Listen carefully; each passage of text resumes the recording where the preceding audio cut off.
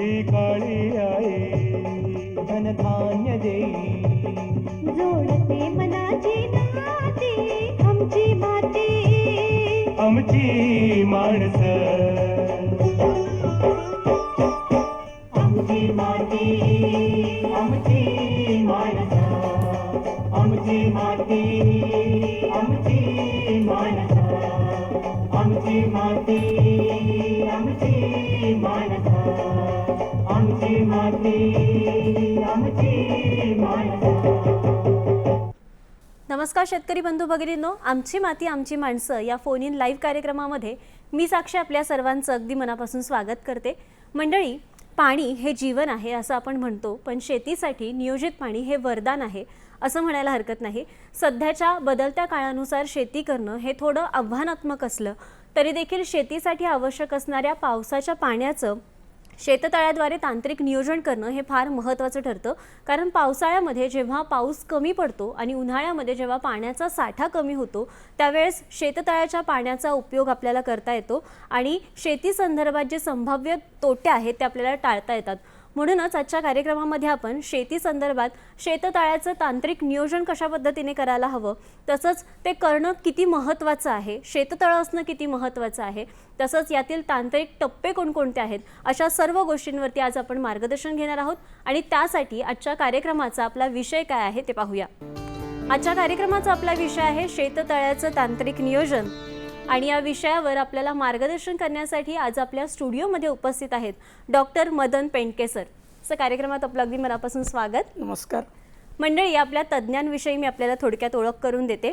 Doctor Madan Pendke sir Vasantrao Naik Marathwada कृषी विद्यापीठाच्या भारतीय समन्वयिक कोरडवाहू शेती संशोधन केंद्राचे ते माजी वरिष्ठ शास्त्रज्ञ, मृदा व जलसंधारण अभियांत्रिकी या पदावर ते कार्यरत होते. या क्षेत्रामध्ये एकूण 33 वर्षांचा त्यांचा प्रदीर्घ असा अनुभव आहे. त्यांना 2025मध्ये राज्य शासनातर्फे उत्कृष्ट कृषी शास्त्रज्ञ या पुरस्काराने देखील सन्मानित करण्यात आलं आहे. तसंच याबरोबर विविध उत्कृष्ट पुरस्कार त्यांना प्राप्त झाले आहेत. तर मंडळी, आज आपण पाहणार आहोत शेततळ्याचं तांत्रिक नियोजन या विषयासंदर्भात मार्गदर्शन घेणार आहोत आणि सर आपल्याला मार्गदर्शन करणार आहेत. सर, कार्यक्रमात आपलं पुन्हा एकदा स्वागत करते. आणि आपल्या पहिल्या प्रश्नाकडे येते की अजूनही सर अनेक शेतकरी ही पारंपरिक शेतीकडे शेतीला जास्त प्राधान्य देतात, मात्र त्यांना हे माहीत नाही आहे की शेततळ्याचं महत्त्व काय आहे किंवा शेततळं ही जी संकल्पना आहे ही त्यांच्यापर्यंत पोहोचली नाही आहे. तर एकूणच आपल्या अभ्यासातून, आपल्या अनुभवातनं शेततळं म्हणजे काय किंवा शेततळं ही संकल्पना काय आहे त्याविषयी काय सांगाल? शेतकरी बंधूंना नमस्कार. सर्वप्रथम शेततळे ही संकल्पना तशी काही खूप नवीन नाही, तशी ही जुनीच आहे. खरं पाहता शेततळं म्हणजे आपल्या शेतातून जे काही पाऊस पडल्यानंतर पावसाचं पाणी वाहून येतं ते पाणी आपल्याला एकत्रितरित्या एका ठिकाणी म्हणजे त्या शेतामध्ये जिथे खोलगट भाग असेल त्या ठिकाणी एक तळ्यासारखं आकारबचक खड्डा तयार करायचा आणि त्या ठिकाणी आपण ते पाणी साठवून ठेवायचं. आणि त्या पाण्याचा वापर खरीप हंगामामध्ये जर काही पावसाचा ताण बसला म्हणजे 15 दिवस पावसाचा खंड पडला तर अशा वेळेस पिकांना ते पाणी आपण देऊ शकतो. किंवा जर खरीप हंगाम चांगला गेला तर ते पाणी आपण रब्बी हंगामामध्ये पिकांना देऊ शकतो. आता आपण जर बघितलं तर मागच्या 10 वर्षापासून हवामान बदलाचे परिणाम आपल्याला सर्वत्र दिसत आहे. आणि हवामान बदलाचा परिणाम हा मुख्यत्वे करून आपल्याला पर्जन्यमानावर जास्त दिसतो आहे. म्हणजे पावसाचा आगमन कधी कमी जास्त होत असतं, एकदा पाऊस पडल्यानंतर पावसामध्ये दीर्घ खंड पडतात, पावसाचा अनियमित वितरण होतं, तसंच पावसाचं निर्गमन देखील होतं. आणि दुसरा हवामान बदलाचा परिणाम पर्जन्यमानावर असा झालेला आहे जो की आपण मागच्या 5 वर्षामध्ये अनुभवत आहोत. तो असा की कमी कालावधीमध्ये जास्त इंटेन्सिटीचा पाऊस येतो आहे आणि अशा वेळेस जमिनीच्या पृष्ठभागावरून पाणी मोठ्या प्रमाणावर वाहून जात आहे. तर त्याचा उपयोग, ह्या वाहणाऱ्या पाण्याचा उपयोग आपण कुठंतरी पाणी साठवून ठेवलं पाहिजे. आणि खंड काळामध्ये पावसाचा पाण्याचा वापर आपण पुनर्वापर शेती क्षेत्रासाठी जर आपण केला की त्याद्वारे आपल्याला शाश्वत असं उत्पादन मिळू शकतं. आणि म्हणून ही शेततळ्याची संकल्पना तांत्रिकदृष्ट्या अतिशय चांगल्या पद्धतीने आपण शेततळं आपल्या शेतामध्ये घेता यावं असा त्याचा खरा उद्देश आहे. बरोबर. तर सर, मग पहिला प्रश्न मनात जो येतो शेततळ्याविषयी माहीत झाल्यावरती की याचे फायदे काय आहेत शेततळं असण्याचे? शेततळ्याचे फायदे असे आहेत की शेततळामध्ये आपण जे पावसाचं पाणी साठवून ठेवू शकतो, या पाण्याचा उपयोग आपण जसं आता आपण सांगितलं की पावसाच्या खंडकाळामध्ये आपण पिकांना देऊ शकतो, की जेणेकरून पिकांना ओलाव्याचा जो ताण आहे मुळांना तो बसणार नाही आणि एक शाश्वत असं उत्पादन प्राप्त होईल. योगायोगाने जर खरीप हंगामामध्ये पावसाचं वितरण चांगलं असलं तर या पाण्याचा उपयोग आपल्याला रबीमधली जी कोरडवाहू पिके आहेत त्या पिकांसाठी घेता येईल. जसं काही रबी ज्वारी असेल किंवा करडई असेल किंवा हरभरा असेल, तर अशा पिकांना जर आपण या शेततळ्याच्या पाण्यातून जर पाणी दिलं तर त्याचं उत्पादन देखील दुपटीपर्यंत होऊ शकतं. दुसरं असं की ज्या ठिकाणी शेततळे घेतलेली आहे तिथे म्हणजे समजा त्याला पॉलिलायनिंग नसेल तर अशा शेततळ्यातून पावसाचं पाणी हे जमिनीमध्ये म्हणजे भूगर्भामध्ये मुरतं आणि जर आजूबाजूच्या परिसरामध्ये आपले कूपनलिका असतील म्हणजे बोरवेल असतील किंवा आपल्या विहिरी असतील त्याच्या पाण्याच्या पातळीमध्ये देखील वाढ होते, म्हणजे पाण्याचा एक शाश्वत असा स्रोत निर्माण होतो. काही भागामध्ये शेततळ्याचा उपयोग हा मत्स्यपालनासाठी देखील करण्यात येतो. त्यामुळे मासा उत्पादन काही ज्या भागामध्ये होत असेल तर या शेततळ्याच्या पाण्यातून ते मत्स्य उत्पादन देखील चांगल्या प्रकारे घेऊ शकतात. म्हणजे भूगर्भातील पाण्याचा साठा वाढवण्यासाठी, उपलब्ध पाण्याचा स्रोत निर्माण करण्यासाठी आणि मत्स्यपालनासाठी अशा प्रकारचे उपयोग आणि यासोबतच जनावरांना देखील काही पिण्याच्या पाण्याचा प्रश्न असेल तर तो प्रश्न देखील आपण या माध्यमातून थोडाफार प्रमाणामध्ये सोडवू शकतो. बरोबर सर, आता आपण विविध प्रकारे कशा प्रकारे आपल्याला याचा उपयोग होऊ शकतो याविषयी सांगितलं. मग ह्या विविध ज्या प्रकारानुसार याचे काही प्रकार आहेत का विविध, जसं त्याचे उपयोग आहेत? शेततळ्याचे तसे महत्त्वाचे असे 3 प्रकार आहेत. एक क्षेत्र म्हणजे ज्या ठिकाणी आपण पावसाचं पाणी एकत्रितरित्या साठवतो म्हणजे पावसाच्या पाण्याचाच आपण उपयोग घेतो, तर असं एक क्षेत्र असतं ज्याला आपण शेतामध्ये जमिनीच्या पृष्ठभागापासून साधारणतः 3 मीटरपर्यंत आपण खड्डा तयार करतो. तो JCB मशीनद्वारे आपण करू शकतो आणि जी माती त्यातून निघेल ती जमिनीच्या भूपृष्ठावरती त्याचा आपण भराव तयार करून घेतो. म्हणजे हे क्षेत्र संपूर्णतः जमिनीवरून जे पावसाचं पाणी वाहून जातं त्या वाहत्या पाण्याने आपण ते भरून घेऊ शकतो. दुसरं एक क्षेत्र असं आहे की जे आपण एखाद्या शेतकऱ्यांच्या शेताजवळून जर एखादा छोटा नाला वगैरे वाहत असेल तर नाल्यामध्ये आपण एखादा आडवा बांध घालतो आणि पाणी साठवण्यासाठी नाल्याच्या बाजूला एक आपण म्हणजे कशा पद्धतीने पाणी साठवण जास्तीत जास्त प्रमाणात करता येईल असं आपण तिथं आकारणी करतो. ते झालं दुसरं प्रकारचं शेततळं. आणि तिसऱ्या प्रकारचं शेततळं असं असतं की जे अर्ध खोदलेलं, ज्याला आपण हाफडक शेततळं म्हणतो. म्हणजे जमिनीच्या पृष्ठभागापासून साधारणतः 1.5 मीटर खोल आपण जमिनीमध्ये खोदकाम करायचं आणि यातून जी माती बाहेर निघेल त्या मातीचा भराव करून आपण जमिनीच्या पृष्ठभागाच्या वर 1.5 मीटरपर्यंत त्याचा बांध घालायचा. म्हणजे जेणेकरून पाणी साठवण क्षमता जी आहे ती आपल्याला 3 मीटर खोलीपर्यंतची मिळेल. आणि परंतु या शेततळ्यामध्ये आपण पावसाचं जमिनीवरून वाहणारं पाणी घेत नाही, तर पावसाळी हंगामामध्ये आपले जे कूपनलिका आहेत किंवा विहीर आहे किंवा एखाद्या शेतकऱ्यांच्या शेतातून जर एखादा नाला वाहत असेल आणि तिथे एखादा छोटा बांध जर आपण घातला, ते वाहतं जे पावसाचं पाणी आहे किंवा कूपनलिकांमधलं पाणी आहे की हे पाणी आपण त्या शेततळ्यामध्ये साठवून ठेवू शकतो आणि गरजेच्या वेळेस नंतर आपण त्याचा उपयोग घेऊ शकतो. पर्टिक्युलरली ज्या शेतकऱ्यांकडे फळबागा आहेत, ज्यांनी शासनाच्या काही स्कीममधून जसं राष्ट्रीय फळबाग योजना वगैरे आहे अशा स्कीममधून फळबागा घेतलेल्या असतात, तर अशा शेतकऱ्यांना ही शेततळं जास्त फायदेशीर येतात, कारण त्यांना बारमाही या फळझाडांना पाणी देण्यासाठी त्याचा उपयोग होतो. त्यामुळे राष्ट्रीय फळबाग योजनेमधून देखील अशा प्रकारची शेततळे म्हणजे हाफडक अर्ध जमिनीत खोदायचं आणि अर्धा याचा वरती बांध घालायचा आणि पावसाळी हंगामामध्ये पाणी उपलब्ध असताना ते शेततळं पूर्णपणे भरून घ्यायचं. तर असे ही 3 महत्त्वाची प्रकार शेततळ्यांची आहेत. बरोबर सर, आता आपण प्रकारांबद्दल सांगितलं, पण आपल्याला याच्याविषयीच या अनुषंगाने आपल्याला एक फोन येतो आहे. सुरेश गुजर यवतमाळहून. हां, हॅलो, नमस्कार. हॅलो. हां, नमस्कार. नमस्कार, बोला, आपला प्रश्न विचारा सर. नमस्कार मॅडम जी. नमस्कार, आपला प्रश्न असा विचारा. प्रश्न आहे, आता शेततळे हे खोदून मिळतात, हां, आता हे कोणत्या योजनेमार्फत खोदून मिळतात ना, पुन्हा कसं म्हणजे अनुदानित आहे का? हो, त्याचं असं आहे की शेततळ्यासाठी आपल्या महाराष्ट्र शासनाच्या विविध योजना आहेत, ज्याच्यामध्ये एक शासनाची योजना आहे की मागेल त्याला शेततळं. त्यासाठी आपल्याला आपल्या जवळचे जे मंडळ कृषी अधिकारी आहे किंवा तालुका कृषी अधिकारी आहे यांच्याकडे जावं लागेल. तिथं आपल्याला जे फॉर्म वगैरे भरावा लागतो आणि आपला 7/12 आणि जी आवश्यक कागदपत्रं आपल्या शेतीची आहेत ती त्यांच्याकडे सादर करावी लागतात आणि मग त्याला अनुदान आपल्या शासनाच्या निकषप्रमाणे आपल्याला ते प्राप्त होऊ शकतं. बरोबर. सर, आता शेततळ्याच्या म्हणजे आपलं जे शेत आहे त्याच्यानुसार जर आपल्याला शेततळं घ्यायचं असेल तर मग शेतामध्ये आपली जागा कशी निवडावी? आता आपण जर बघितलं तर प्रत्येक शेतकऱ्यांची शेतीची रचना ही वेगवेगळ्या प्रकारची असते, परंतु साधारणतः शेततळ्यासाठी जागा निवड करत असताना ज्या शेतामध्ये पावसाचं पाणी सर्व बाजूनी एकत्रितरित्या पाऊस पडल्यानंतर वाहत येत असेल आणि ज्या ठिकाणी थोडा खोलगट भाग असेल तर अशी जागा नॉर्मली आपण शेततळ्यासाठी निवडावी. आता काही भागामध्ये साधारणतः मुरमाड किंवा खडक वगैरे असेल तर अशी जागा ही शेततळ्यासाठी निवडू नये, कारण की त्या ठिकाणी आपल्याला 3 मीटर खोलीपर्यंत खोदकाम करता येईल की नाही हे लगेच सांगता येत नसतं. त्यामुळे ज्या ठिकाणी खोलगट भाग असेल, शेतातून वाहतं पाणी सगळं एकत्रित येत असेल अशी जागा आपण त्या ठिकाणी निवडावी. तसंच शेततळे घेत असताना ज्या शेतातून ते पाणी वाहत येत आहे आणि त्या शेताला साधारणतः जो उतार आहे जमिनीचा उतार तो 3% कमी असावा. म्हणजे काय, हा उतार कशामुळे कमी असावा की 3% कमी उतार असेल तर पाणी हे जास्त पाऊस पडल्यानंतर पाणी हे जास्त वेगाने वाहून येणार नाही, म्हणजे जमिनीची धूप होणार नाही आणि वाहत्या पाण्यासोबत माती किंवा गाळ वाहून येणार नाही.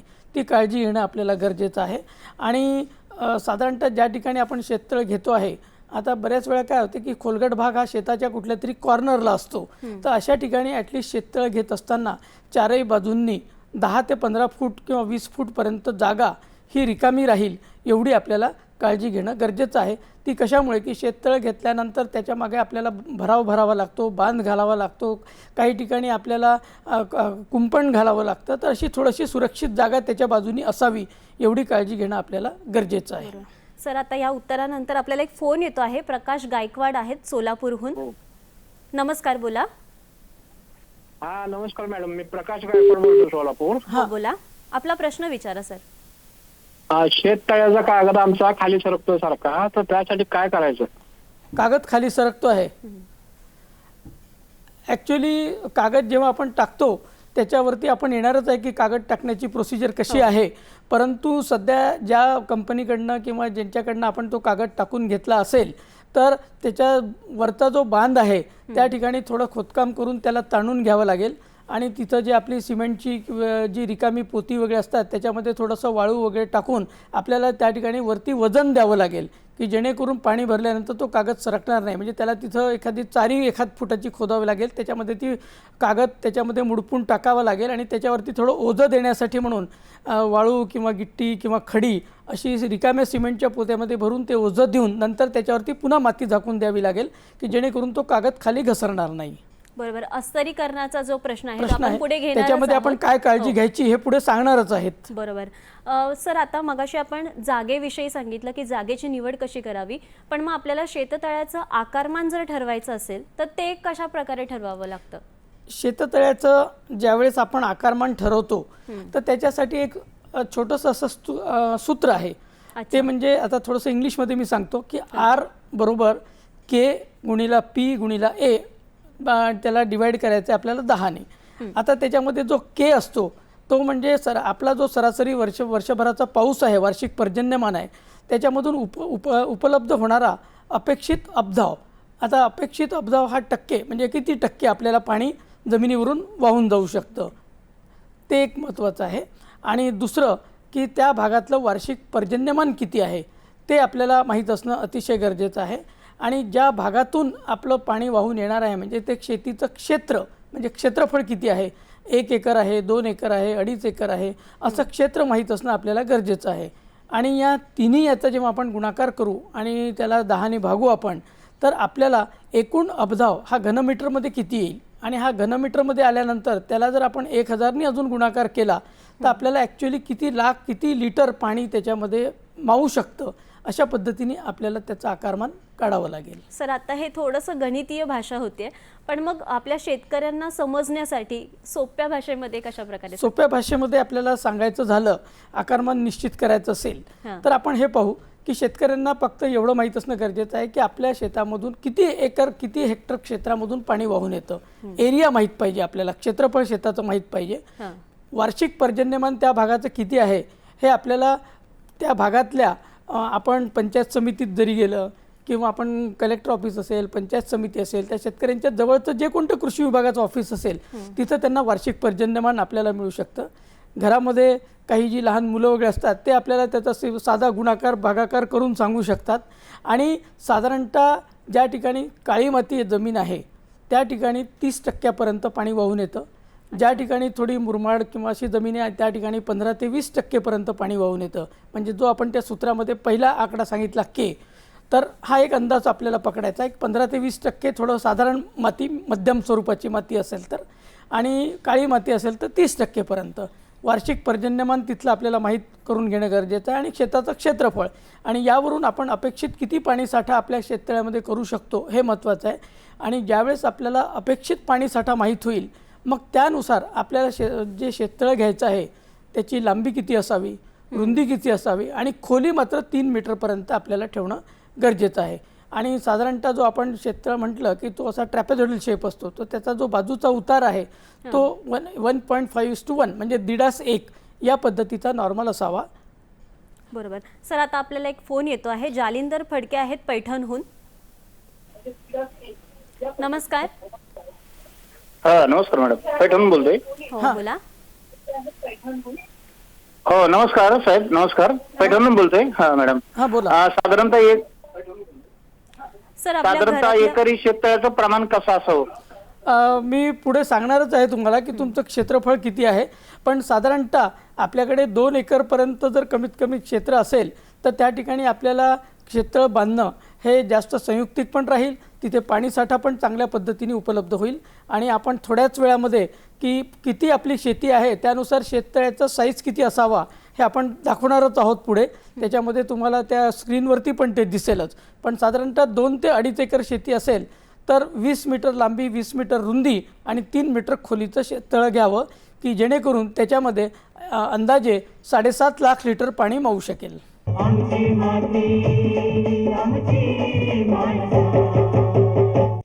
सर मगाशी आपण बोलताना असं बोललात की प्रत्येक शेततळ्याचं हे जे आकारमान असतं ते त्याच्यानुसार ठरवलं जातं. तर मग माझा असा प्रश्न आहे की प्रत्येक ठिकाणी आपल्याला वेगवेगळ्या प्रकारची किंवा वेगवेगळ्या आकाराची शेततळं बघायला मिळतात. मग काही ठिकाणी गोल असतात, काही चौकोनी. तर मग हे जे आकाराचं आहे तर त्याविषयी काय सांगाल की हा आकार कशा पद्धतीने बदलतो? किंवा शेततळ्याचं महत्त्वाचा पार्ट जो आहे तो आहे पाणी साठवण क्षमता. पाणी साठवण क्षमता आपल्याला पाणी साठवण क्षमता जी आपण डिझाईन केलेली असते तेवढी पाणी साठवण क्षमता अपेक्षित असते. आपण नॉर्मली असं सजेस्ट करतो किंवा असा सल्ला देतो की चौकोनी शेततळ जर केलं म्हणजे चौरस म्हणजे 20 मीटर बाय 20 मीटर किंवा 25 मीटर बाय 25 मीटर, खोली तर आपली 3 मीटर राहणारच. तर ती थोडी मेंटेन करायला चारही बाजूनी त्याच्या फिरायला हे सोयीचं होतं. परंतु काही शेतकऱ्यांच्या शेतामध्ये जर चौकोनी शेततळं घेण्याच्याऐवजी जो खोलगट भाग आहे जिथं आपण सांगितलेला आहे आणि ती जर आयताकृती जागा असेल तर मग त्या ठिकाणी तुम्ही 25 बाय 15 मीटर असा आयताचे घेऊ शकता किंवा 30 बाय 15 मीटर अशाही आकाराची घेऊ शकता. आणि काही शेतकऱ्यांच्या शेतामध्ये कसं असतं की पाणी जेव्हा एकत्रित वाहून येतं आणि ज्या खोलगट भागात येतं ती जमीन थोडी दलदलीची झाली असते. तिथं एक्झॅक्ट चौरसही शेततळ होऊ शकत नाही किंवा आयताकृती पण होऊ शकत नाही. पण अशा ठिकाणी थोडं वर्तुळाकार शेततळ पण होऊ शकतं. तर त्या पद्धतीचंही आपण शेततळ घेऊ शकतो. म्हणजे आकार अगदी चौरसच असावा किंवा आयताकृती असावा असं नाही. परंतु मेंटेनन्स किंवा त्याची निगा दुरुस्तीच्या दृष्टीने जर पाहिलं तर चौकोनी जास्त सोयीचं होतं म्हणून आपण चौकोनी घेण्यासाठी सांगतो. अपेक्षित हे आहे की जी आपण पाणी साठवण क्षमता काढलेली आहे तेवढी पाणी साठवण क्षमता त्याची झाली पाहिजे, तेवढं पाणी त्याच्यामध्ये साठवून राहिलं पाहिजे की जेणेकरून आपण हा जो खर्च करणार आहे या खर्च केल्यानंतर या पाण्याचा उपयोग आपल्या पिकाच्या उत्पादन वाढीसाठी झाला पाहिजे हे महत्त्वाचं आहे. बरोबर. मग आकारमान ठरवल्यानंतर सर त्याचं अंदाजपत्रक देखील करावं लागतं का आणि ते कशा प्रकारचं असतं? आकारमान ठरवल्यानंतर आपण आता समजा ठरवलं की 750 क्युबिक मीटर एवढं आकारमान आहे. मग त्याचं अंदाजपत्रक काढत असताना आपल्याला सर्वप्रथम हे करावं लागतं की जी जागा आपण निवडलेली आहे तांत्रिक निकष वापरून त्या जागेच्या ठिकाणी डायरेक्ट आपण मार्कआउट टाकून शेततळ घेऊ शकत नाही. त्याच्या पहिले आपल्याला एक अंदाजपत्रक काढावं लागेल. आपल्याला मशीन वगैरे भाड्याने घ्यावे लागतील. तर ते अंदाजपत्रक तयार करण्याच्या पहिले आपल्याला त्या ज्या भागामध्ये शेततळ घ्यायचं आहे त्या भागामध्ये JCB मशीनच्या साह्याने किंवा इतर मार्गाने आपल्याला साधारणतः एक मीटर बाय 1 मीटर किंवा 2 मीटर बाय 2 मीटर आणि 1-2-2.5 मीटर खोल असं एक खोदकाम करून एक पीट, ट्रायल पीट ज्याला आपण म्हणतो, ते घ्यावं लागेल. की त्याचा उद्देश असा आहे की त्या पर्टिक्युलर जागेवरती काळी माती किती खोलीपर्यंत आहे, त्याच्यानंतर मुरुम किती खोलीपर्यंत आहे, किंवा खाली काही हार्ड दगड लागतो आहे का. कारण ज्या ठिकाणी आपण म्हणतो की खाली जर 1-1.5 मीटर नंतरच खूप काळा दगड असेल आणि तो फोडणं किंवा मशीननी काढणं शक्य नसेल, तर मग त्या ठिकाणी आपण 3 मीटरपर्यंत खोलीचं शेततळ घेऊ शकत नाही. आणि मुरुम किंवा काळी माती किती लेअरपर्यंत आहे, कारण की ज्यावेळेस आपण अंदाजपत्रक तयार करतो त्यावेळेस मुरुम खोदण्याचा रेट हा वेगळा असतो, काळी माती खोदण्याचा रेट वेगळा असतो, हार्ड मुरुम असेल तर त्याचा रेट वेगळा असतो. त्यामुळे अशा प्रकारचं ट्रायल पीट घेतल्यानंतर त्याची काळी मातीची खोली किती आहे, मुरुमाची खोली किती आहे, किंवा हार्ड मुरुम असेल, कठीण मुरुम असेल तर त्याची खोली किती आहे, या पद्धतीने आपण त्याचं अंदाजपत्रक पहिल्यांदा तयार करून घ्यायचं. त्याला आपण एक अप्रुव्हल घेतो आपण अंदाजपत्रकाला, आणि मग आपण ती सर्वस्वी खालचा जो भूपृष्ठाच्या खालचा भाग हा पूर्णपणे शेततळ्यासाठी सुटेबल असेल, योग्य असेल, आणि मग त्या ठिकाणी आपण मोठं शेततळ घेऊ शकतो. पण त्या पहिले ट्रायल पीट घेणं गरजेचं आहे. पण मग सर, ही जी संपूर्ण प्रक्रिया आहे शेततळं तयार करण्याची आपल्या शेतामध्ये, तर मग याच्यासाठी लागणारा जो खर्च आहे तो किती आहे? आता साधारणतः खर्च हा जागेनुसार थोडा व्हॅरी होतो, बदलत जातो. की काही ठिकाणी मुरुम लागेल, काही ठिकाणी कडक मुरुम लागेल, काही ठिकाणी थोडी सॉफ्ट माती लागेल, हा थोडाफार प्रमाणात बदलतो. पण आपण जर एक अंदाज पकडला की साधारणतः एक 20 मीटर लांब, 20 मीटर रुंद आणि 3 मीटर खोलीचं शेततळ असेल, तर त्या ठिकाणी आपल्याला साधारणतः 90 ते 1 लाख रुपये हा शेततळ्याचा खर्च असू शकतो. याला शासकीय अनुदान देखील उपलब्ध आहे. पण हा झाला फक्त खोदकामाचा खर्च. आणि याच्या व्यतिरिक्त जर त्या ठिकाणी आपल्याला प्लॅस्टिकचा कागद टाकायचा असेल खाली, म्हणजे ज्याला आपण पॉलिलायनिंग म्हणतो, तर त्याचा खर्च देखील हा एक्स्ट्रा असतो. बरोबर. सर, आपण म्हणजे शेततळं हे आपण पावसाचं पाणी साठवण्यासाठी तयार करतो, आपल्या शेतीतला उपयोगी पडेल यासाठी. पण मग अनेक ठिकाणी पाऊस हा वेगवेगळ्या प्रकारचा पडतो, कधी कमी असतो, कधी जास्त असतो. मग ठिकाणांनुसार आपल्याला कशा प्रकारे शेततळ्याचा अंदाज बांधता येईल, की त्याची खोली किंवा रुंदी, तर त्याविषयी काय सांगाल? आता आपल्याकडे जो पर्जन्यमान पडतो तो विभागानुसार वेगवेगळं पर्जन्यमान असतं. काही ठिकाणी पर्जन्यमान हे कमी असतं, म्हणजे साधारणतः वार्षिक पर्जन्यमान हे 400 ते 600 मिलीमीटरपर्यंत फक्त पाऊस पडतो. आणि ज्या ठिकाणी 400 ते 600 मिलीमीटर म्हणजे सरासरी आपण समजा 500ही पकडलं, एवढं पर्जन्यमान जर आपण पकडलं, तर त्या ठिकाणी आपल्या शेतीचा आकार हा 1 हेक्टर असेल. 1 हेक्टर म्हणजे साधारणतः 2.5 एकर, म्हणजे आपण त्याला असं म्हणू अंदाजे की 2 ते 3 एकरपर्यंतची आपली शेती असेल, आणि त्या शेतातून आपलं संपूर्ण पाणी एकत्रित ठेवून आपण साठवत असेल, तर त्या ठिकाणी आपल्याला जो वरचा शेततळ्याचा वरचा भाग जो आहे तो 15 मीटर बाय 15 मीटर लांबी रुंदीचा असावा, आणि खालची बॉटमला जे आहे ते 6 मीटर बाय 6 मीटरचा असावा, 3 मीटर त्याची खोली असावी, आणि 1.5 एक उतार. तर त्या ठिकाणी आपल्याला पाणी साठवण क्षमता जी आहे ती 351 घनमीटर म्हणजे 3,51,000 लिटर पाणी आपण साठवून घेऊ शकतो.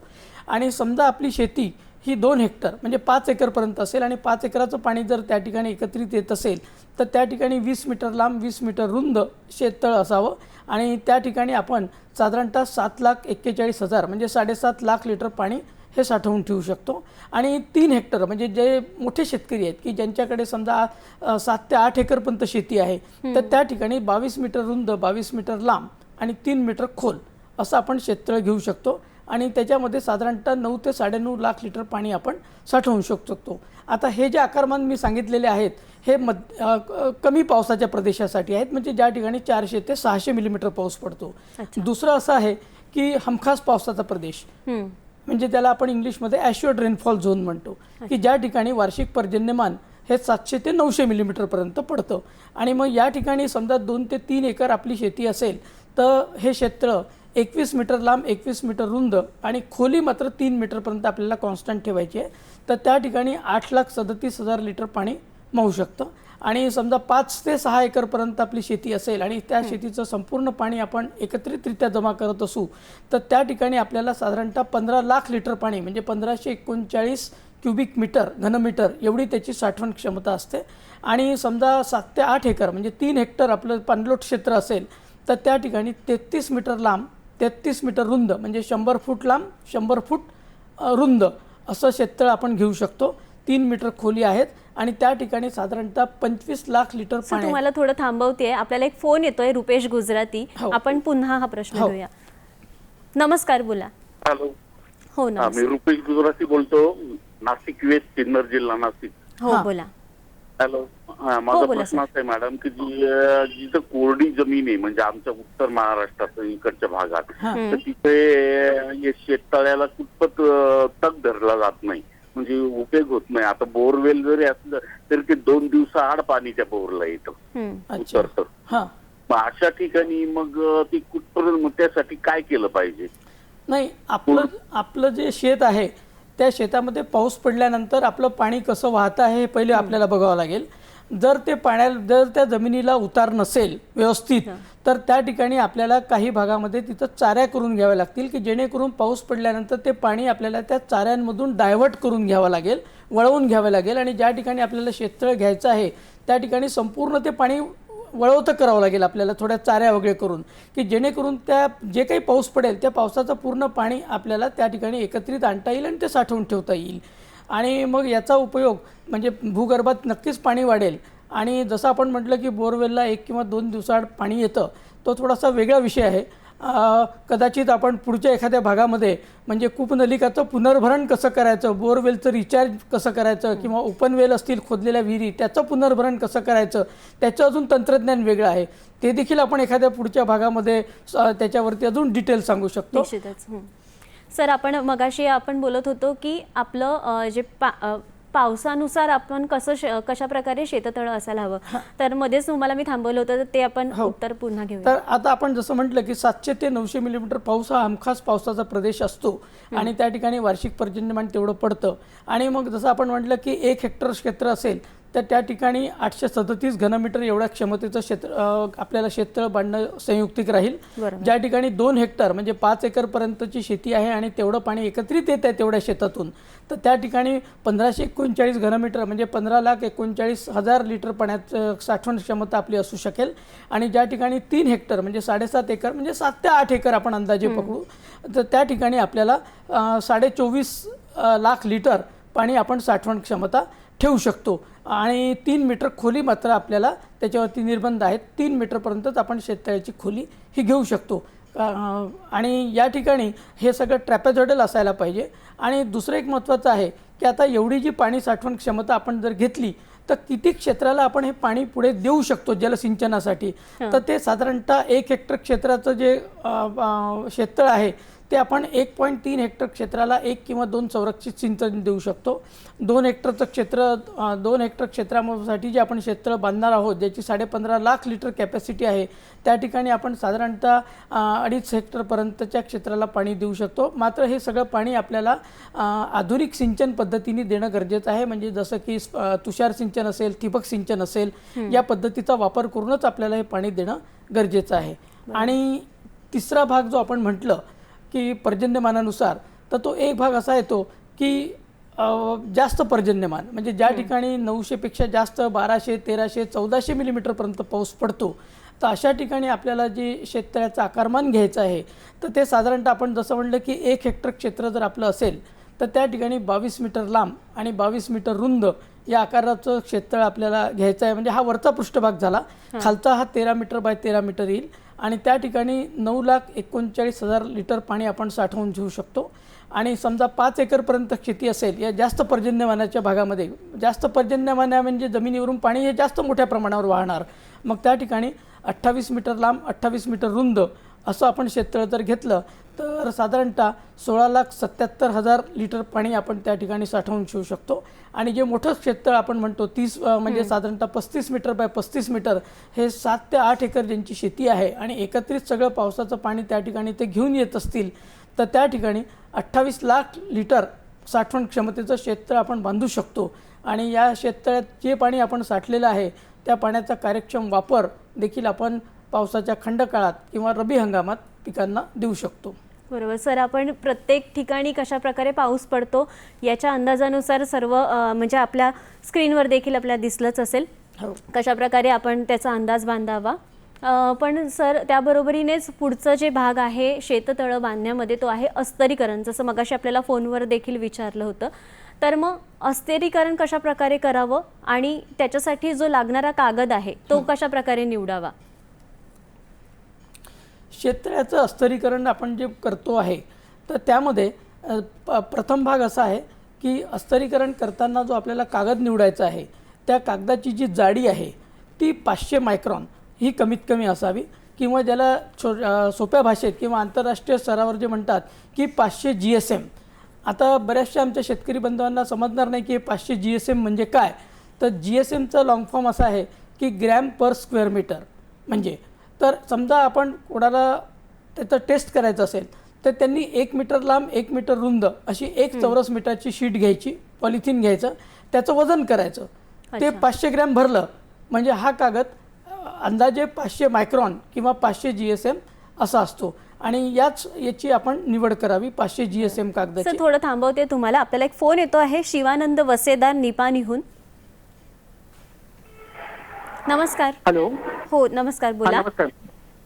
माझा प्रश्न असा आहे, काही शेतकरी आपल्या शेतामध्ये शेततळ करायचा विचार करतात. मग त्यासाठी शेततळ करायचं असेल तर किती शेतीला किती म्हणजे रुंदीचं वगैरे किती मापाचं किती खोल खड्ड्याचं शेततळ केली पाहिजे.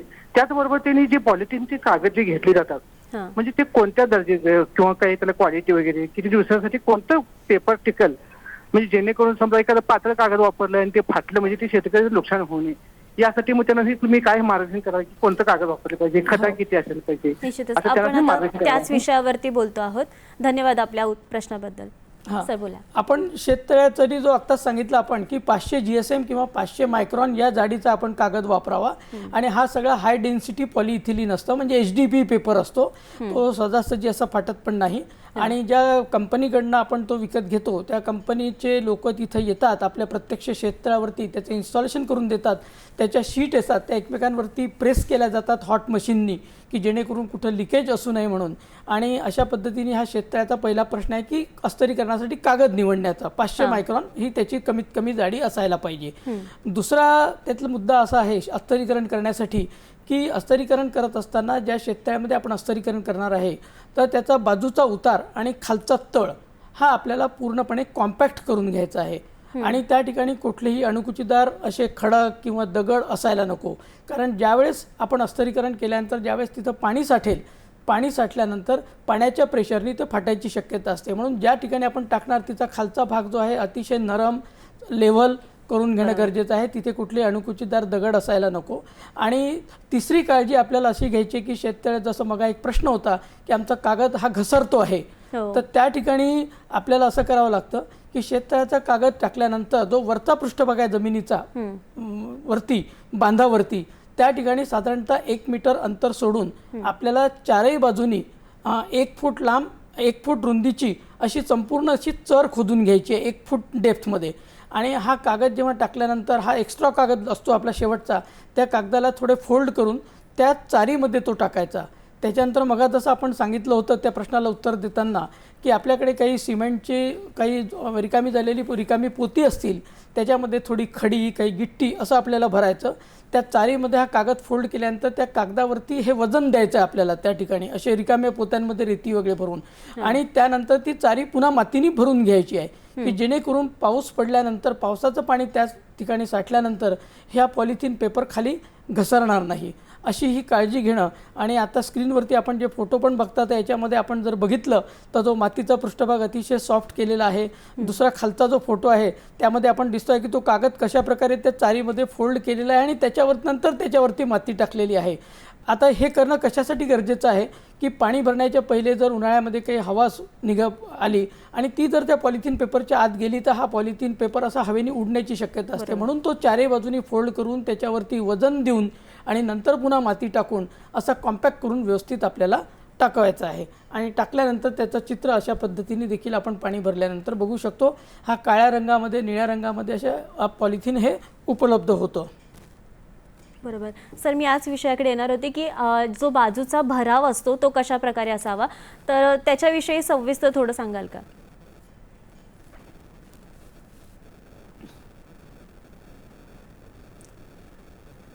शेततळ्याभोवतीचा जो आपण भराव घेतो म्हणजे आपण ज्यावेळेस शेततळ्याचं खोदकाम करतो आणि जी माती आपली बाहेर निघते तर ही माती बाहेर निघाल्यानंतर ज्या ठिकाणी आपण ॲक्च्युली खोदकाम केलेलं आहे म्हणजे जिथं कट मारलेलं आहे, आपण समजा 20 मीटर बाय 20 मीटरचं असेल तर त्या ठिकाणी साधारणतः 1-2 मीटरचा आपल्याला बर्म सोडावा लागतो, म्हणजे थोडी जागा सोडावी लागते. आणि त्यानंतर हा भराव आपण देतो. हा भराव करत असताना याचा विशिष्ट प्रकारचा उतार आपल्याला द्यायचा आहे, म्हणजे साधारणतः भरावची उंची ही 1 ते 1.5 मीटर असावी आणि त्याचा जो साईड स्लोप आहे म्हणजे बाजूचा उतार हा 1.5 असावा.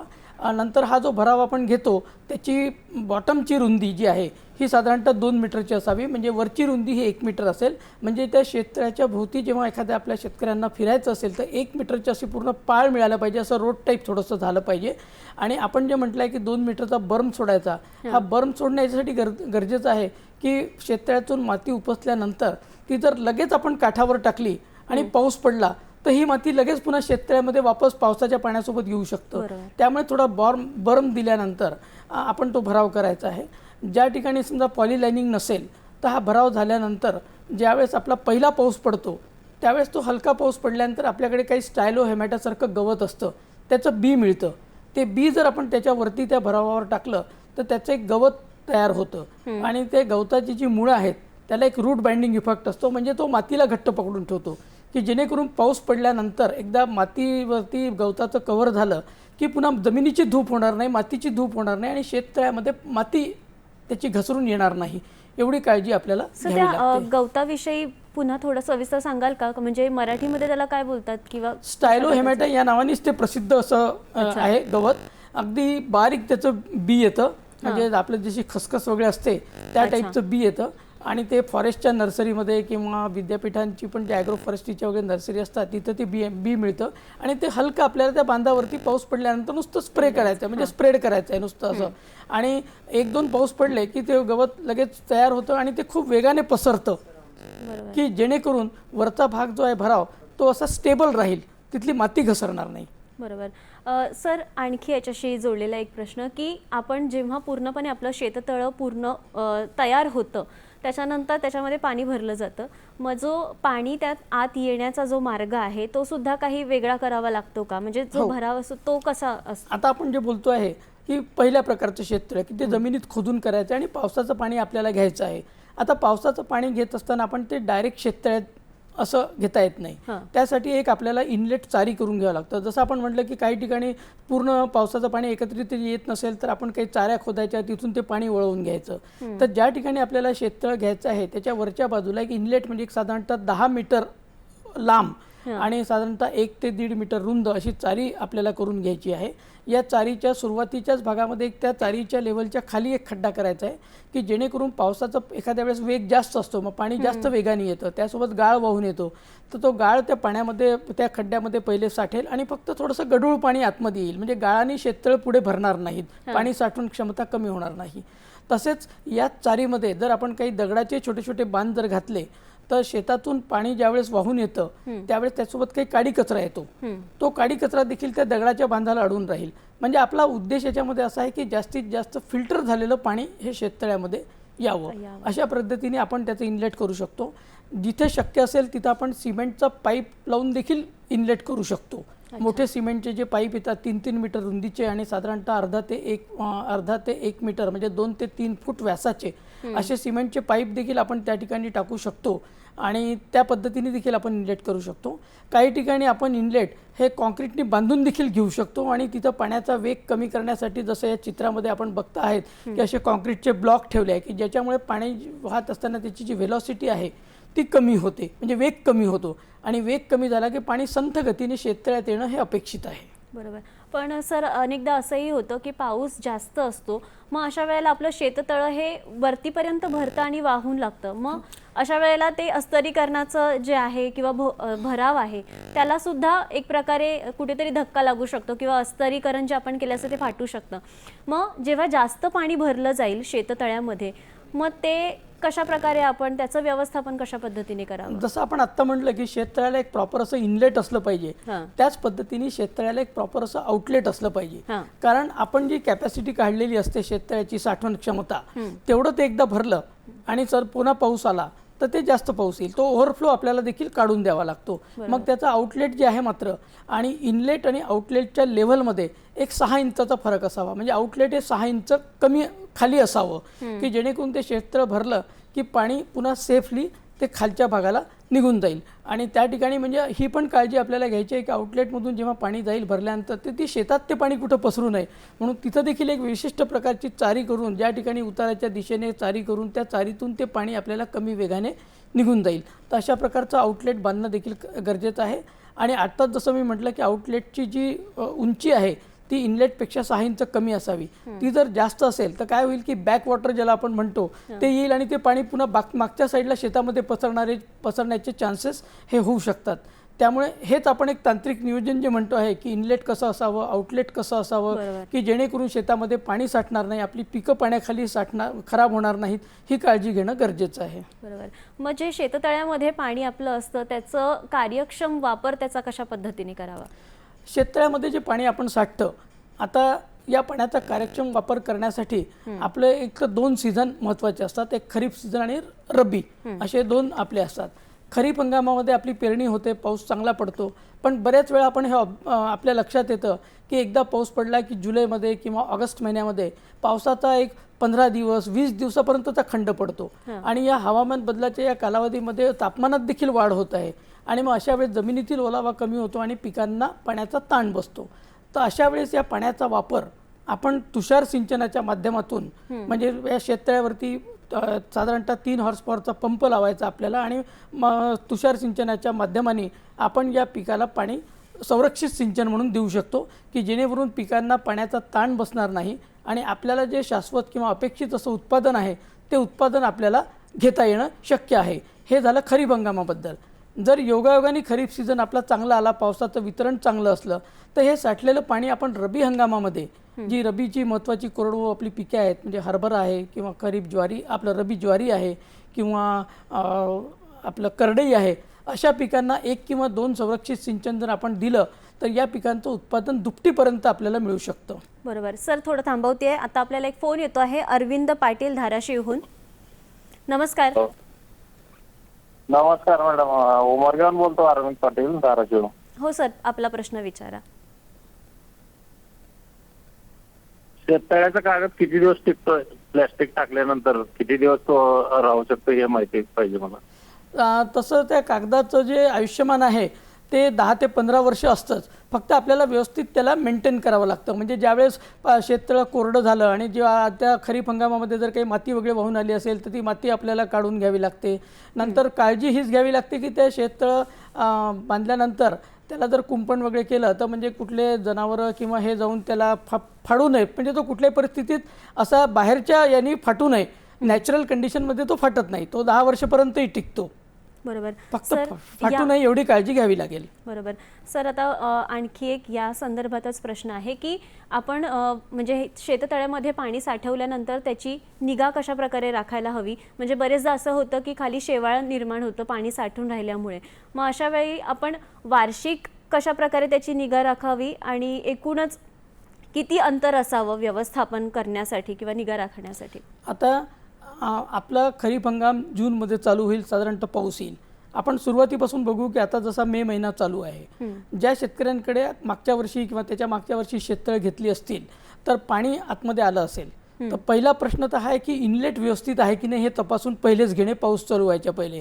म्हणजे जी इनलेटची आपली 10 मीटरपर्यंतची चारी आहे ती व्यवस्थित आहे की नाही, की त्याच्यात कुठं माती वगैरे ढासळलेली आहे का, ती ढासळली असेल तर ती काढून घेणे. जसं आपण सांगितलं की तिथे छोटे छोटे दगडाचे बांध घातलेले असावे, ते दगडं कुठं सरकलेले असतील तर ते नीट करून घ्यावे. त्याच्या मागे जे आपण म्हणतो एक सील ट्रॅप म्हणजे एक खड्डा करायचा की जेणेकरून जड असणारा गाळ त्याच्यात तर तो व्यवस्थित आहे की नाही, ह्या पहिला इनलेटचा पार्ट झाला. नंतर मुख्य शेततळ्याकडे आपण वळू. आता मुख्य शेततळ्यामध्ये जर मागच्या वर्षी पावसाच्या पाण्याबरोबर काही गाळ वाहून आलं असेल, ती माती आली असेल तर ती माती आता शेततळं कोरडं झालेलं आहे, ती माती आपण काढून घेणं गरजेचं आहे. कारण ती माती जर तशीच राहिली तर जी अपेक्षित त्याची साठवण क्षमता आहे ती कमी होऊ शकते. म्हणून ती साठवण क्षमता आपल्याला मेंटेन करणं गरजेचं आहे. आणि जसं आपण इनलेटचं म्हटलं तसंच आउटलेट जे आहे ते देखील आपल्याला बघणं गरजेचं आहे की तिथं कुठं ब्लॉकेज झालेलं आहे का. समजा आपण सिमेंट पाईपचं घेतलं असेल, त्याच्यात कुठं काही काडी कचरा अडकलेला असेल तर तो आपल्याला काढून घेणं, म्हणजे पावसाळा सुरू होण्याच्या पहिले हा मेंटेनन्स करणं आपल्याला गरजेचं आहे. त्याचबरोबर ज्या ठिकाणी पॉलिलायनिंग टाकलं असेल तर एकदा तिथं आपल्याला चक्कर मारावं लागेल, एक फेरफटका मारावा लागेल की ते पॉलिलायनिंग कुठं फाटलेलं आहे का, कुठं काही छिद्र पडलेलं आहे का. असेल तर आपण त्या कंपनीच्या लोकांना बोलवून तिथं त्याचं हॉट प्रेसिंग किंवा ते काही पंक्चर वगैरे झालं असेल तर ते आपण बुजवून घेऊ शकतो, की जेणेकरून पाणी साठल्यानंतर ते पाणी जमिनीत मुरून जाईल आणि आपल्याला वाटेल की शेततळ्यातलं पाणी कमी होत आहे. तर ती काळजी करणं आपल्याला गरजेचं. अशा पद्धतीने त्याची निगा ही पावसाळा हंगाम सुरू होण्याच्या पहिलेच करणं गरजेचं आहे. बरोबर. यामध्ये शेततळ्यामध्ये बरेचदा बाष्पीभवन होण्याची देखील म्हणजे बरेचदा आपल्या पाण्याचं बाष्पीभवन देखील होतं. तर मग त्यापासून म्हणजे पाण्याचं बाष्पीभवन कमी व्हावं यासाठी काय करता येईल? पाण्याचे बाष्पीभवन कमी करण्यासाठी आता आमच्या वसंतराव नाईक मराठवाडा कृषी विद्यापीठाअंतर्गत ज्यावेळेस मी आमच्या कोरडवाहू शेती संशोधन केंद्रात होतो तर आम्ही 5 वर्ष याच्यावरती आम्ही अभ्यास केलेला आहे. आणि सुरुवातीच्या काळामध्ये लोक नीम ऑइलचा वापर करायचे, म्हणजे नीम तेल वापरायचे किंवा अजून दुसरे प्रकार वापरायचे. परंतु आम्ही एक पाहिलं की सिटाईल अल्कोहोल नावाचं एक केमिकल आहे जे बायोडिग्रेडेबल आहे आणि ते दर 15 दिवसांनी म्हणजे ऑक्टोबरमध्ये जसं टेम्परेचर वाढतं, तापमान वाढतं त्यावेळेस आपण त्याचा वापर करू शकतो किंवा फेब्रुवारी महिन्यानंतर जेव्हा टेम्परेचर वाढतं तर हे सिटाईल अल्कोहोल नावाचं केमिकल आहे. याचं वापरण्याचं प्रमाण आहे 20 मिलीग्रॅम प्रति चौरस मीटर. समजा शेततळ हे 400 चौरस मीटरचं असेल म्हणजे 20 मीटर लांब 20 मीटर रुंद म्हणजे 400 झालं, तर 400 एका स्क्वेअर मीटरला 20 म्हणजे 400ला आपण पकडलं ते 800 मिलीग्रॅम म्हणजे साधारणतः पाऊण किलो ते 1 किलोपर्यंतचं ते सिटाईल अल्कोहोल हे एक केमिकल येतं जे आपल्या नेस्टेड स्क्वेअर अशा जाळीमध्ये येतं आणि ते शेततळ्यात सोडून द्यायचं. त्याचा एक हलका लेअर तयार होतो की ज्याने या पद्धतीमुळे पाण्याचं बाष्पीभवन साधारणतः 50% कमी होतं. म्हणजे हे वाचलेलं 50% पाणी आपण पुन्हा पिकांसाठी वापरू शकतो, म्हणजे आपला जास्त त्याची कार्यक्षम वापर आपण करू शकतो. ज्या भागामध्ये शक्य असेल काही शेतकऱ्यांना तर ते शेडनेट देखील वरतून असं स्ट्रक्चर करून टाकू शकतात, पण त्याचं थोडंसं आर्थिक नियोजन त्याला थोडं जास्त लागेल. मग ज्या शेतकऱ्यांकडे थोडं कॅश क्रॉप ज्याला आपण म्हणतो नगदी मिळणार आहे तर असे लोक थोडं शेडनेट वगैरे पण टाकून त्याचं बाष्पीभवन कमी करू शकतात. बरोबर. सर या म्हणजे शेततळ्याच्या पाण्याचा आपल्या उत्पादनामध्ये कशा प्रकारे वाढ होईल किंवा कशा प्रकारे वापर होतो आणि जाता जाता आपल्या प्रेक्षकांना काय संदेश द्याल? उत्पादनामध्ये वाढ जसं आपण म्हटलं की खरीप हंगामामध्ये जर पावसाचे 1 किंवा 2 खंड पडले तर निश्चितच पीक उत्पादनामध्ये 25 ते 30% घट येते. पण अशा वेळेस जर आपल्याकडे असा एक ॲश्युअर्ड पाण्याचा स्रोत असला शेततळ्याच्या माध्यमातून आणि या शेततळ्यातील पाण्याचा कार्यक्षम वापर म्हणजे आपण तुषार सिंचनाचा उपयोग करणं किंवा ठिबक सिंचनाचा उपयोग करून जर दिलं तर जी अपेक्षित ती 25 ते 30% घट पावसाचा खंडामुळे पडणारी आहे ती घट पडणार नाही. पिकांना ओलावा चांगला मिळेल आणि जे आपल्याला अपेक्षित उत्पादन आहे पिकाचं आणि उत्पन्न पर्यायाने हे आपल्याला साध्य करणं शक्य आहे. योगायोगाने जर खरीप हंगाम चांगला झाला, पाण्याचं डिस्ट्रीब्युशन चांगलं असलं, पाऊस चांगला पडला तर रब्बी हंगामामध्ये आपल्याला करडई असेल किंवा हरभरा असेल अशा पिकांना आपण जर पाणी दिलं तर आपलं उत्पादन हे दुपटीपर्यंत वाढू शकतं आणि निश्चितच त्यामुळे शेतकऱ्यांच्या आर्थिक उत्पन्नात देखील चांगली वाढ होऊ शकते. अशा पद्धतीने याचा वापर करणं गरजेचं आहे. आता शेततळ्याचा जो कार्यक्षम वापर आपल्याला करायचा आहे, जसं मी म्हटलं की तुषार सिंचनाचा वापर करावा किंवा ठिबक सिंचनाचा वापर करावा, तर त्या ठिकाणी कमीत कमी 3 हॉर्स पॉवरचा पंप असणं गरजेचं आहे की जेणेकरून हे आधुनिक सिंचन पद्धतीचा वापर आपल्याला करणं शक्य आहे. बरोबर. सर खूप चांगल्या प्रकारे आपण माहिती दिली याविषयी. बरेच तांत्रिक जे मुद्दे होते ते अनेक जणांना माहीत नाही आहेत अजूनपर्यंत, तर त्याविषयी देखील आपण फार सोप्या भाषेमध्ये सांगितलं. त्याबरोबरीनेच जे टप्पे आहेत पावसाळ्याचे म्हणजे पावसानुसार आपण कशा प्रकारे शेततळं बांधावं तर यावर देखील आपण फार सविस्तरपणे आम्हाला उत्तर दिलं. निश्चितच आपल्या शेतकरी बांधवांना ते कळलं असेल आणि त्यानुसार ते आपल्याला म्हणजे आपल्या शेतामध्ये शेततळं कशा प्रकारे महत्त्वाचं आहे याविषयी त्यांना माहिती मिळालीच असेल. मंडळी, आजच्या कार्यक्रमामध्ये आपण शेततळ्याचं तांत्रिक नियोजन कशा पद्धतीने करायला हवं या विषयावर मार्गदर्शन घेतलं आणि सरांनी आपल्याला प्रत्येक म्हणजे शेततळ्याचे जे टप्पे आहेत त्यानुसार एक एक करून माहिती दिली आहे. मग त्यामध्ये जागा निवडण्यापासून ते इनलेट आउटलेट असेल किंवा मग त्याच्यानंतर देखील अस्तरीकरण हा एक फार महत्त्वाचा मुद्दा त्याच्यामध्ये होता. त्याच्यानंतर त्याबरोबरीनेच पावसाप्रमाणे आपण शेततळं कशा पद्धतीने बांधलं पाहिजे किंवा त्याचं निगा कशी राखली पाहिजे, वार्षिक जर आपण त्याच्यामध्ये व्यवस्थापन करत असू तर ते कसं करायला पाहिजे, अशा सर्व गोष्टींचा आढावा आपण आजच्या कार्यक्रमातून घेतला आहे. मंडळी, पावसाचं पाणी हे किती महत्त्वाचं आहे आपल्या शेतीसाठी हे आपल्याला निश्चितच माहीत आहे आणि त्याबरोबरीनेच या प्रत्येक पडणाऱ्या थेंबाचं आपण जर व्यवस्थित व्यवस्थापन केलं, शेततळ्याद्वारे त्याचं जर योग्य प्रकारे नियोजन केलं, तर निश्चितच आपल्या शेतीबरोबरच आपल्या शेती संदर्भात जे इतर जोडधंदे आहेत त्याच्यासाठी देखील त्याचा चांगल्या प्रकारे वापर आपल्याला करता येईल. तर निश्चितच आजचं हे मार्गदर्शन आपल्याला उपयोगी पडेल अशी मी आशा व्यक्त करते. सर, आपण इथे आलात आणि इतकं मोलाचं मार्गदर्शन केलं त्याबद्दल दूरदर्शन सह्याद्रीतर्फे आपले मनापासून आभार. धन्यवाद. धन्यवाद.